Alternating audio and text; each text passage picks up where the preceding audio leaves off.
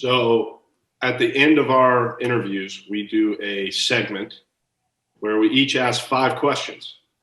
And we go alternating order. So it'll go Alex, then me, then Alex, then me. And you feel free to answer these questions as quick or as slow as possible. So Alex, why don't you go ahead and start us off? All right. So the first one for you, Bryce, what is your biggest pet peeve? When people don't say thank you after holding the door for them. I know you're not supposed to do things of kindness, expecting a thank you in return. But for some reason, when I hold the door open for somebody and they walk right through and just look at me, that's my biggest pet peeve, for sure. Do you like drinking out of plastic cups or glass cups better? Plastic cups. I feel like glass cups are just too thick. Unless you got a really thin glass cup. Don't worry about my cups. I like the thin plastic cups. I think they're just easier to drink out of. Interesting. All right, that's interesting. What a question. That's awesome. Alex, you like that? That's becoming our most opinionated question we've had so far. How can that question? I'm just confused. I'm confused. How is that question? It is the most unexpected thing of my day today. Mm-hmm. The most unexpected thing of my day. That's what I do here. I bring the unexpected. I love that. I love that for you. All right. Another fast 5 for me would be favorite TV show that everyone hates that you love. That everyone hates that I love? Oh my gosh. I don't think I watch or any maybe TV or movie. Like, is there a movie that everyone hates that you love? I mean, what a terrible question. What a terrible question. Vinnie, can you think of any? Because now, first of all, you have to think of stuff that people don't like. And, like, I don't know, my favorite show is The Office. But on Twitter, I was going to say. Oh, do people not like it? If I were to poll 100 people, how many people would like it or not? I don't have that answer. So, Alex, why don't you come up with a better question that our guests can actually answer? Oh, Alex. You know what? We're skipping that. Alex, that counted as your second question. We're just going to give a no answer because we're not going to put our guests like that. I appreciate it. If you could hit with anybody in the world, dead or alive, who would it be with? Barry Bonds. Best hitter ever. Question number 3. I'll try to make this one better. Just try to make it answerable. That's all I ask. Are you a coffee drinker or not? And if you are a coffee drinker, how do you like your coffee? Honestly, I am a very big coffee drinker. I drink coffee every day.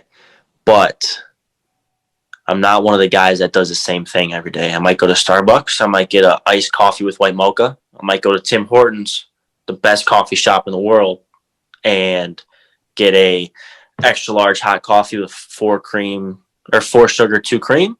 Or I might get a extra large hot coffee with 3 cream, 3 sugar, or 2 cream, 2 sugar. Differs every day. I'm going out on a ledge here to say that's really weird.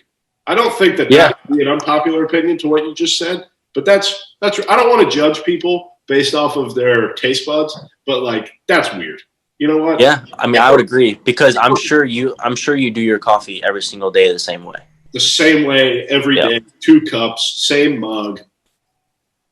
Yeah, but like do you ever go to Starbucks or no? Yes, and I get the same exact thing there every time. What do you get? I get a venti hot white chocolate mocha with non-fat milk and no whipped cream. Wow, so you put white mocha in your coffee at home? No, at home I do sweet cream. I thought you said you get the same exact thing. Well, that's a tough thing to answer because they don't have. I don't think they have Starbucks cream at the grocery. Right. I mean, if I'm making coffee at home, then I just make a nice Dunkin' Donuts K-cup and a Keurig, and then I use the Food Lion morning blend. Yeah, see, so everyone's coffee is kind of different in a way. No, but like it's not. And we'll just move on to the next question. That makes sense, though.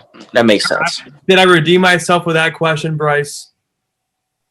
You're on the right track. So you're one of the few people and the only person that I know that has a PlayStation 5. What's your honest review of it?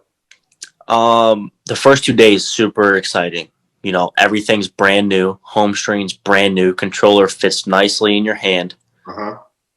Day 3 and on, much less exciting. Really? Feels like, you know, same old thing.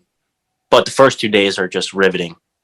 Interesting, because for Christmas for me, Ryan Harris, who, listeners, that's my girlfriend. So next time I say Ryan Harris, I'm not going to mention that she's my girlfriend. Well, it's like an MLA format paper. You say it full first time. You don't have to do it again. So for Christmas, she was going to, that's way too much money to be spending on me. She was going to give me a PlayStation 5. Can't find it anywhere. So I have a standing agreement with her of a certain amount of money she's willing to spend on a PlayStation 5. So if I ever find it, I'm good to go. But that's disappointing to know that after day 3, it loses its charm. It definitely loses its charm. It's super big. Like, it's as big as my monitor. So it's just massive. But I did hear that if a significant other buys a PS5 for the male significant other, a ring is soon to be coming after. Oh, okay. Well, in that case, if any ring companies have any deals they want to give me on nice rings, I'm not saying just hit me up if you're a ring company, and we can have that conversation. I like that. Is this question 4? This is question 4, Alex. Alex, we've learned, is not a math guy. He doesn't know how to number his questions. So, yes, Alex, this is question number 4. All right, question number 4. If you were to start a podcast, who would you want to be your co-host with? And this can be anybody in the world. Anybody in the world? Yep. Kevin Hart. Interesting. That's a good answer. I like that. All right. Well, let me throw another twist in there since Vinnie, I guess, is taking my question and adding his own twist to it. I'll add another twist to my original question. You can start a podcast with anyone in your phone contacts. Who are you choosing and why?